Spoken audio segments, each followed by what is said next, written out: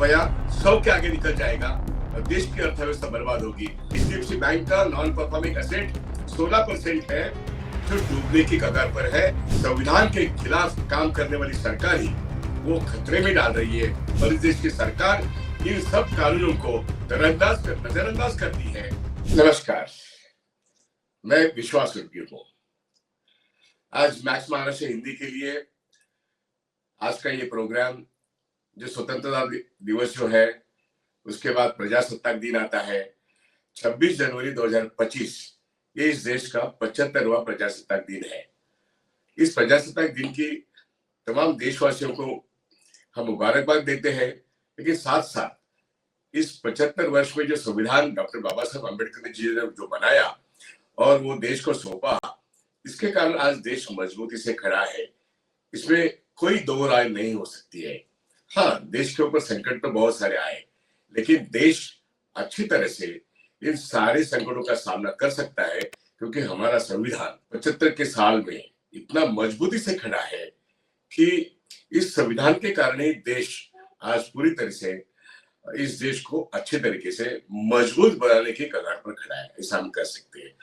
जहां तक सवाल है कि इस देश की संविधान में समता, स्वातंत्र्य, बंधुता, ये जो विचार है और फंडामेंटल राइट्स जो है, ये फंडामेंटल राइट्स नागरिकों को उनके बुनियादी हक जो कहते हैं, जिसे जीने का हक आर्टिकल 21 है, और फ्रीडम ऑफ स्पीच है, फ्रीडम ऑफ राइटिंग है, जिसको हम अभिव्यक्ति स्वातंत्र्य कह सकते हैं। तो सोचने का ढंग, लिखने का एक स्वातंत्र्य, ये सारे फ्रीडम्स हमारे संविधान के बारे में हुए। हमें एक वोट मिला है, चाहे आप स्त्री हो या पुरुष हो, आपको एक संविधान ने वोट दिया है। हर नागरिक को समानता प्रदान की है।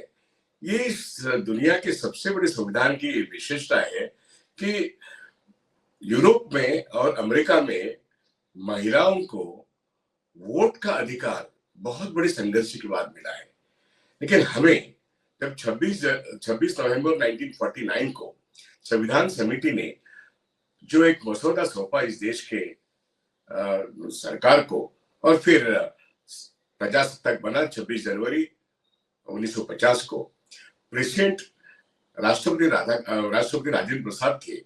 अब उस वक्त से हमने देखा कि 1952 में जो पहले इलेक्शंस हो गई पीपल्स रिप्रेजेंटेटिव एक्ट के तहत, वो कानून और वो इलेक्शन कमीशन ये संविधान के तहत बना है।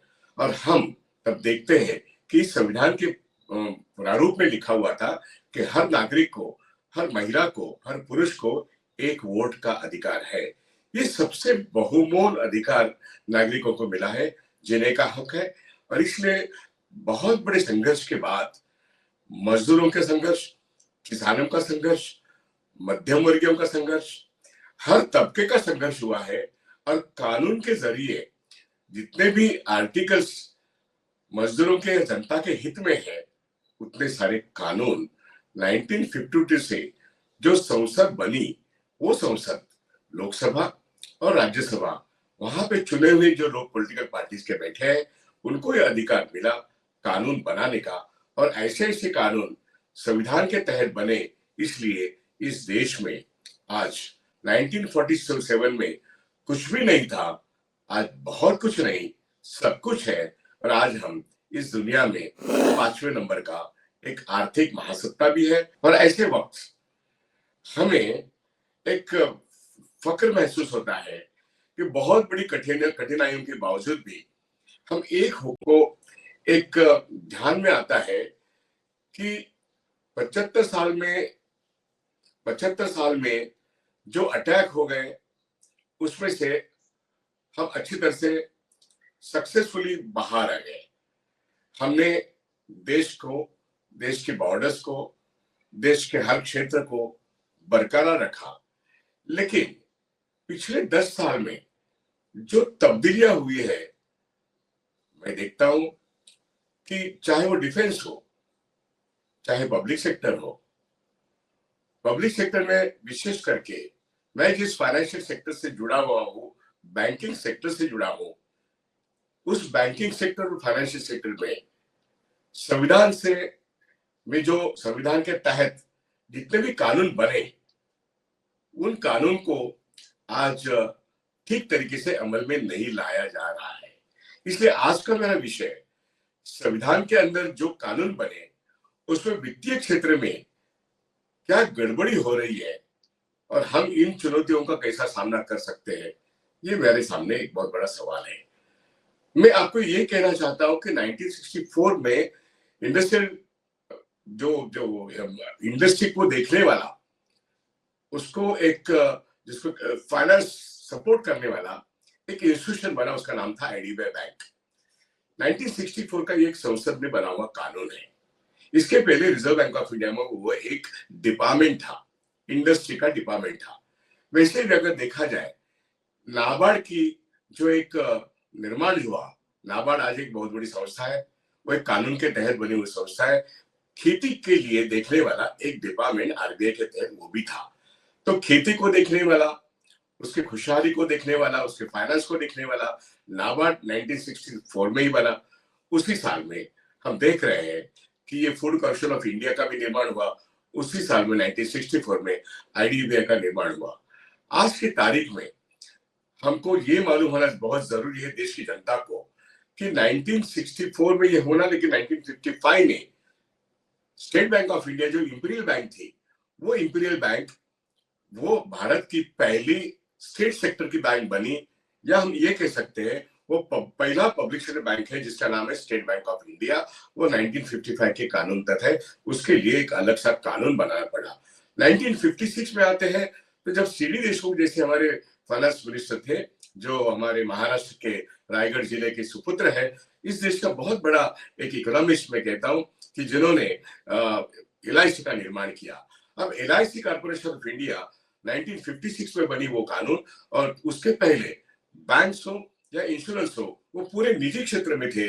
लेकिन सरकार ने जो डूबने वाला निजी क्षेत्र था वो ब्रिटिशों के जमाने से लेके 1955-56 तक जो था, उनको एक आधार प्राप्त करने के लिए सरकार ने एक उनका निजीकरण समाप्त किया, उनको अक्वायर किया, उसका नेशनलाइजेशन किया।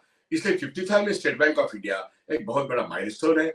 1956 में एलआईसी कॉर्पोरेशन ऑफ इंडिया बना, ये एक बहुत बहुत बड़ा माइलस्टोन है। इसके कारण देश की अर्थव्यवस्था मजबूत होने के एक रोड मैप तैयार हो गया। और उसके बाद एक बहुत बड़ा लैंडमार्क ऐसा डिसीजन हुआ जो इंदिरा गांधी, जो जिसे हम आयरन लेडी कहते हैं, उनके जमाने में बैंकों का राष्ट्रीयकरण हुआ। क्योंकि जितने भी बैंक निजी थे, उसमें से एक 14 बड़े बैंक, इनको नेशनलाइजेशन करने का निर्णय इंदिरा गांधी की सरकार ने किया।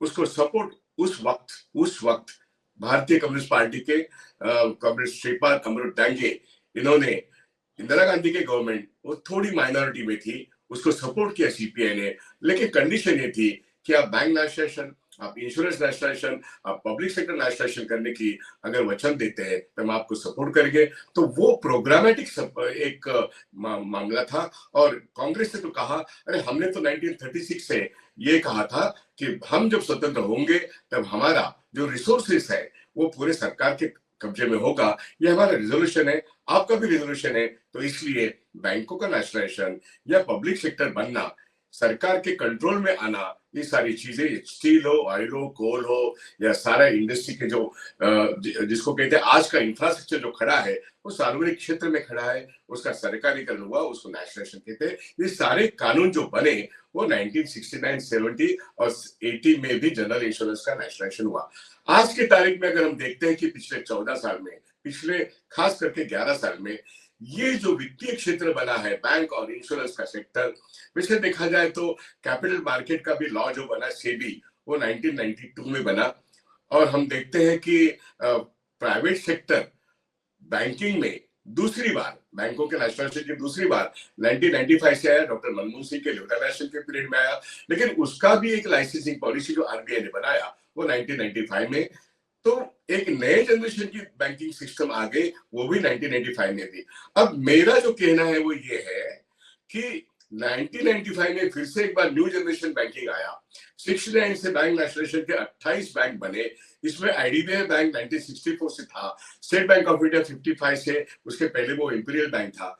ये इतना पूरा विशाल पब्लिक सेक्टर बैंकिंग इस देश के अर्थव्यवस्था को एक बहुत बड़ी मजबूती देता है। इसीलिए इस देश का संविधान के तहत आज के 75वें साल में हम ये कह सकते हैं, इस देश की खेती, इस देश का उद्योग, इस देश का मध्यम वर्ग, इस देश का इंडस्ट्री, वो इस इंडस्ट्री में चाहे वो इंफ्रास्ट्रक्चर हो या बेसिक हो या एसएमई हो या एमएसएमई हो, हर क्षेत्र में आज जो बदलाव आया है वो बैंकिंग क्षेत्र और इंश्योरेंस सेक्टर के वित्तीय सहायता से हुआ है, जिसके लिए इस देश की संसद ने जो कानून बनाए हैं कि banks belong to the people of India, insurance sector belongs to the people of India, या इस देश का सार्वजनिक क्षेत्र belongs to the people of India. इसलिए देश के नागरिकों को भलाई के लिए ये कानून बने और संसद का उसके ऊपर जो कंट्रोल था वो रहना बहुत अच्छी बात संविधान के और कानून के तहत ही। आज हम पिछले 14 साल में देखते हैं, खास करके सार्वजनिक क्षेत्र की तोड़ मरोड़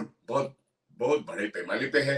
एक तो मैं बात कह दूं कि 8 नवंबर 2016 को जो एक नोटबंदी का स्कैम हुआ, वो एक शर्मनाक था, इस देश के पूरे संविधान के खिलाफ था, लेकिन हो गया। आरबीआई कुछ नहीं कर सका। आरबीआई ने कुछ नहीं करने के बाद उर्जित पटेल ने अपना पद भी त्याग दिया, लेकिन स्कैम हुआ, देश के अर्थव्यवस्था का बहुत बड़ा नुकसान हुआ। उसके बाद हमने देखा कि जीएसटी का एक कानून बना, सारे टैक्स रिलेटेड कानून उनको इकट्ठा करके जीएसटी कानून बनाया गया।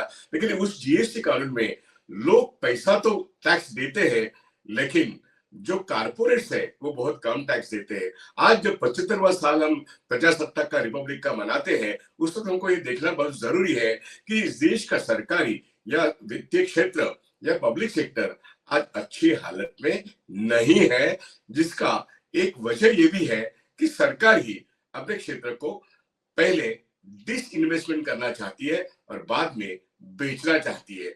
डिसइन्वेस्टमेंट, हालांकि ये पॉलिसी लिबरलाइजेशन में वैसे देखा जाए तो नरसिम्हा राव गवर्नमेंट के तहत ही आई थी, लेकिन फिर भी डॉक्टर मनमोहन सिंह ने एक जो पॉलिसी तय की थी वो ही थी कि at any point of time government of India shall retain its ownership to the extent of 51%, और वो उन्होंने कायम रखा है। और इसलिए आज तक नरेंद्र मोदी सरकार पब्लिक सेक्टर को बेच नहीं पाई है। बेचने की बहुत कोशिश उन्होंने की है। मसलन आईडीबीआई बैंक पिछले 3 साल से एसेट मोनेटाइजेशन पाइप के तहत दीपम नाम का जो प्लेटफॉर्म है, नीति आयोग पेपर तैयार करती है, दीपम ये आईएएस का प्लेटफॉर्म है। ये दोनों जो प्लेटफॉर्म जो मोदी गवर्नमेंट ने तैयार किए, जिसे प्लानिंग कमीशन को पूरी तरीके से डिस्ट्रॉय कर दिया, नीति आयोग को खड़ा किया, नीति आयोग इकोनॉमी के पेपर बनाते हैं, उसको इम्प्लीमेंटेशन करने के लिए दीपम आगे आता है। संसद में इसके बारे में कोई चर्चा नहीं होती, चुने हुए सांसद उनको मालूम भी नहीं होता कि सरकार क्या रही है, बस इन चीजों के लिए कैबिनेट का अप्रूवल रहता है। और इस तरीके से संसदीय डेमोक्रेसी जो है, डेमोक्रेटिक फ्रेमवर्क का जो ढांचा है इस संविधान के तहत, उस ढांचे को धक्का लग गया है। डिसीजंस संसद में नहीं होते, कानून संसद ने बनाया है, लेकिन सांसद जो है चुने हुए सांसद, उनको ये मालूम नहीं है कि सरकार किस ढंग से काम कर रही है। इसलिए जब डिसइन्वेस्टमेंट होता है या सेल होता है, वो दीपम के जरिए होता है। और दीपम एसेट मोनेटाइजेशन पाइपलाइन में 2022-23-24 के बजट आप खोल के देखिए, सरकार अपनी एसेट्स जब बेचता है तो कम से कम इतना तो देखना चाहिए कि कानूनन संविधान के तहत इस देश का प्रेसिडेंट ये इस देश के हर एसेट का मालिक है, मतलब जनता की तरफ से वो उसका एक मुखिया है। और मुखिया के स्टैम्प और सिग्नेचर के अलावा, मतलब उस नोटिस प्रेसिडेंट ऑफ इंडिया के नोटिस के अलावा आप 1 रुपया भी बेच नहीं सकते। लेकिन आज क्या है, आज आईडीबीआई बैंक मतलब बेचने के लिए रेडी है। लेने वाले 5-6 है, उसमें सिर्फ 5 फॉरेन है, 1 इंडियन है। इसके खिलाफ आईडीबीआई के बैंक उसके निजीकरण और सेल के खिलाफ लड़ रहे हैं। वो कर्मचारी लड़ रहे हैं, वो शेयर होल्डर लड़ रहे हैं, पूरा जो संगठन है वो संगठन लड़ रहा है, जनता भी लड़ रही है। वही बात है यूनिट ट्रस्ट ऑफ इंडिया के म्यूचुअल फंड के बारे में। वो भारत देश के जैसे स्टेट बैंक ऑफ इंडिया बना, जैसे नाबार्ड बना, जैसे आईडीबीआई बना, वैसे यूनिट ट्रस्ट ऑफ इंडिया भी बना था। ये इस देश का सबसे बड़ा ट्रस्ट है। लेकिन आज उस ट्रस्ट में से जो म्यूचुअल फंड निकला है, वो म्यूचुअल फंड, उसको भारत सरकार की ओनरशिप है, उसकी ओनरशिप पंजाब नेशनल बैंक, आपका बैंक ऑफ बड़ौदा, LIC और स्टेट बैंक ऑफ इंडिया, ये 4 बैंक भारत सरकार के थ्रू कंट्रोल करते हैं। लेकिन आज उसको भी बेचना ये सरकार का एक एजेंडा बना है, और वो बजट के तहत बना है, लेकिन उसका पार्लियामेंट का सैंक्शन नहीं है। इस तरीके से संविधान को ध्यान में नहीं रखते हुए, संविधान को बगल में रखते हुए, साइडलाइन में रखते हुए ये सरकारी संस्थाएं बेचने का एक प्रेशर जो बना है, वो वित्तीय क्षेत्र के इंटरनेशनल एजेंसी जो है उनके प्रेशर के अंडर हो रहा है। वैसे ही देखा जाए तो ONGC बेचना या BPL बेचना या इंडियन ऑयल बेचना, ये सऊदी अरेबिया का जो प्रेशर है, अमेरिकन और जर्मन कंपनियों का जो प्रेशर है, इसी के कारण ये ONGC ऑयल सेक्टर पे जो कब्जा करना चाहते हैं सऊदी अरामा को, उसके तहत एक प्रेशर है कि ONGC का प्राइवेटाइजेशन करो या इंडियन ऑयल या PPC का प्राइवेटाइजेशन करो। यही प्रेशर स्टील इंडिया या यही प्रेशर कोल के बारे में अदानी सब कुछ हाथ में रखना चाहता है, और मोदी साहब सब कुछ उनके हाथ में देना चाहते हैं। ये जो नेक्सस है मोदी और अदानी का, ये नेक्सस इस देश के वित्तीय क्षेत्र, इस देश की डिफेंस सेक्टर और इस देश का कोल सेक्टर और इस देश का एनर्जी सेक्टर, इसमें बहुत बड़े पैमाने पे दिखाई देता है। ऑयल सेक्टर या एनर्जी सेक्टर हो या टेलीकॉम सेक्टर हो, इसके ऊपर निजी पूंजी जो है दुनिया भर की, वो हावी हो रही है, और हमारा देश उनके लिए रेड कार्पेट दे रहा है। ये सारी बातें संसद में डिस्कस नहीं हो रही है। कानूनन सरकारी गलत पहल कर रही है, और इस देश के नागरिक को 75 साल जब हम मना रहे हैं, तब ये मालूम होना जरूरी है कि हमारे देश का वित्तीय क्षेत्र, हमारे देश का सार्वजनिक क्षेत्र किस ढंग से कानूनन गलत ढंग से इस देश में बेचा जा रहा है। इसको कहीं ना कहीं विरोध होना जरूरी है। हाँ, कानूनन इसका विरोध मजदूर यूनियन करेंगे, पॉलिटिकल पार्टीज करेंगे, जनता भी करेंगे, लेकिन जनता को इस संविधान की रक्षा के लिए कानूनन रास्ते की लड़ाई भी करनी पड़ेगी। नहीं तो इस देश में आज जो अमेरिका के प्रेसिडेंट ट्रंप जो उसके जो फरमान है, उस फरमान के तहत जो कुछ एक टैरिफ की बात चल रही है, 100% टैरिफ, इसमें हमारे देश की अर्थव्यवस्था बर्बाद होने के कगार पर है। इसके ऊपर हम बार बार बात करेंगे, लेकिन आज की तारीख में संविधान का 75 साल, गौरवशाली 75 साल मनाते वक्त हम इस देश का वित्तीय क्षेत्र की मोड़ तोड़ जो है वो इतने बुरे ढंग से हो रही है। इसका परिणाम हमारा डॉलर और रुपया के जो विनिमय दर कहते हैं उसको, या फ्लक्चुएट, उसका जो एक्सचेंज रेट कहते हैं, वो 87 पर आज रुपया डालो तो $1 मिलता है। मैं समझता हूं उसका एक फ्री फॉल करने की एक बात हो रही है इकोनॉमिक्स के जरिए। ये एक बहुत बड़ा डेंजरस गेम है। रुपया 100 के आगे निकल जाएगा और देश की अर्थव्यवस्था बर्बाद होगी। आज हमारे सामने एक चुनौतियां है, वित्तीय क्षेत्र बर्बाद होते हुए हम ये देख रहे हैं कि क्रेडिट क्रश तो है बैंकिंग सेक्टर से। बैंकों की बैलेंस शीट आज 330 लाख करोड़ की है सारे बैंकों के कुल मिला के, लेकिन आम आदमी को कर्जा नहीं मिल रहा है, बड़े लोगों को बड़ा कर्जा मिल रहा है और वो वापस आ रही है। इसलिए नॉन परफॉर्मिंग एसेट बहुत बड़े पैमाने पे, मैं आपको बता दूं कि HDFC बैंक का नॉन परफॉर्मिंग एसेट 16% है, जो डूबने की कगार पर है। मार्केट में जो क्रैश आ रहा है, ये सारी बातें हम निश्चित रूप से क्रमशः करेंगे। लेकिन आज वित्तीय क्षेत्र और सरकारी क्षेत्र जो है, जिसको पब्लिक सेक्टर कहते हैं, इस पर संविधान के खिलाफ काम करने वाली सरकार ही वो खतरे में डाल रही है। इसलिए आम जनता को चाहिए, मैं इसलिए आम जनता के बारे में बोल रहा हूं क्योंकि banks belong to the people of India, public sector belongs to the people of India. ये कानून कहता है, ये संसद में पास हुए कानून है, और इस देश की सरकार इन सब कानूनों को नजरअंदाज करती है। और इसलिए संविधान के तहत इस देश की जनता ने बनाए हुए कानून, संसद में बने हुए कानून, इनकी रक्षा के लिए जनता को संविधान की रक्षा के लिए रास्ते की लड़ाई करनी पड़ेगी, ये मेरा कहना है। और इसलिए संविधान सर्वोपरि है, संविधान सर्वोच्च है, आम जनता की वो धरोहर है, उसको बचा के रखना और सालों साल संविधान जिंदा रखना, ये जिम्मेदारी हम 142 करोड़ जनता की है। और हर मुद्दे को हम मैक्स महाराष्ट्र हिंदी के जरिए लोगों तक पहुंचाएंगे। आज के वक्त मैं यहीं पे खत्म करता हूं। Republic day, long live Republic day, ये तो हम कहेंगे ही। हमारा प्रजासत्ताक जो डॉक्टर बाबा साहब अम्बेडकर की संविधान से बना है, इसको बिल्कुल कोई हाथ नहीं लगा सके, इतनी बड़ी ताकत जनता की होनी चाहिए, ये हम कामना करते हैं। और फिर से एक बार भारत का प्रजासत्ताक चिरायु हो, जिंदाबाद रहे, इसलिए हम सब लोग मिलके मेहनत करेंगे। ये हमारा एक निश्चय कायम करेंगे, घर में जाके संविधान को बचाने की बात करेंगे। धन्यवाद, मैं यहीं पे रुकता हूं। ये वीडियो अब वायरल कीजिए, लाइक कीजिए, सब्सक्राइब कीजिए और स्मैक्स महाराष्ट्र हिंदी का आप सदस्य बने, यही आपसे गुजारिश है। धन्यवाद। जय संविधान, जय भीम।